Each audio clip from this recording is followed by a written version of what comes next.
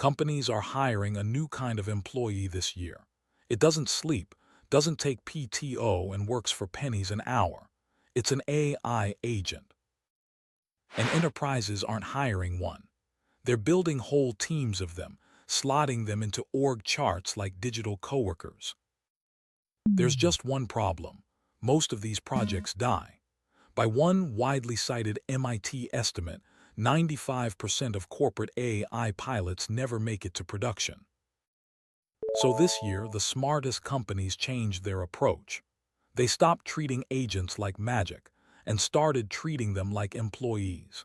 Here's what that actually means and why it's quietly one of the biggest shifts in enterprise software. First, the shift itself. The early wave of enterprise AI was single agents, one assistant, doing one thing. But real business processes aren't one thing. Think about closing out an invoice or running a supply chain. There's procurement, logistics, inventory, billing, a customer update, a chain of specialized steps. Asking one generalist agent to do all of that is where things fall apart. So the model flipped. Instead of one agent doing everything, enterprises deploy a team, each agent specialized for one job, coordinated toward a shared goal. If you saw my videos on subagents and agent-to-agent protocols, this is those ideas growing up and going corporate. An org chart, but the workers are AI. So why do so many die between the demo and the real world? Because a slick demo and a production system are completely different animals. On stage, an agent has a clean, simple task. Drop it into an actual enterprise. Tangled internal systems, strict permissions, sensitive customer data, 1,000 edge cases, and 3 problems show up immediately. 1. It doesn't know your company, no reliable access to your real data. 2. It has too much access or the wrong access. One overpowered agent touching production is a disaster waiting to happen. 3. Nobody can see what it did, no record, no trace, no accountability. A brilliant agent with no memory, no guardrails, and no paper trail isn't an employee. It's a liability. Fixing those 3 things is what productizing agent teams actually means. Here's the mental model that's winning. Onboard an agent the way you'd onboard a person. A new hire needs 4 things, and so does an agent.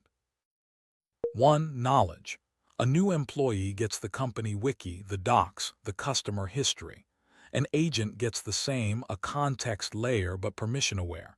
It can only see the data it's supposed to see. No dumping the whole company into its lap. 2. An identity badge. This is the big one for 2026.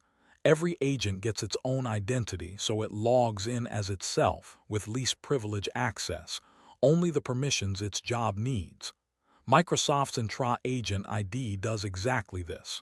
The research agent can read, it physically cannot wire money. 3. A paper trail, observability. Every tool call, every decision, every human override gets logged and traced. So when something breaks, you can replay the tape, find the problem, and fix it. No more mystery failures. And 4. Shared training. Instead of teaching every agent your procedures from scratch, companies build reusable skills, your conventions and workflows, codified once and shared across the whole fleet. LangChain shipped exactly this. Onboard once, every agent benefits. Knowledge, identity, observability, shared skills.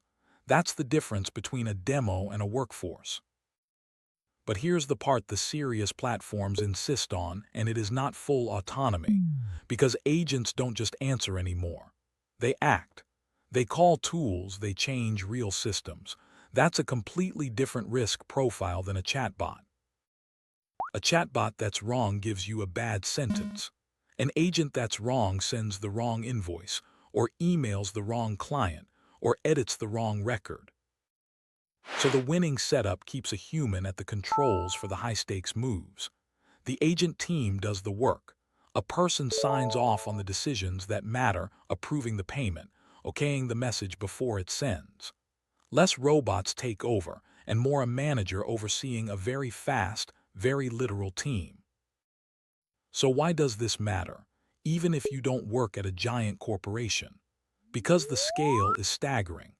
Gartner projects that by the end of 2026, around 40% of enterprise apps will have agents built in, up from under 5% a year earlier. And the long-term value runs into the hundreds of billions. Gartner sees agentic AI driving around $450 billion of enterprise software revenue by 2035, up from about 2% of it today. But here's the honest part. Only a tiny fraction of companies have actually pulled it off at scale yet. That gap between the hype and the reality is the whole opportunity right now. And the companies closing it aren't the ones with the fanciest model. They're the ones who got the boring stuff right. Identity, permissions, logging, oversight. The unglamorous plumbing of turning a clever demo into a dependable digital workforce. So that's the shift. Enterprises stopped chasing one magic super agent and started building teams of specialized ones, onboarded like employees, with real identities, real limits, and real oversight. The lesson underneath it is almost funny. The way to make AI agents work in the real world is to manage them a lot like you'd manage people. This builds on ideas I've covered: subagents, agent-to-agent protocols, agent skills. Subscribe for AI engineering explained visually, and tell me in the comments, would you trust an AI agent with its own login at your company?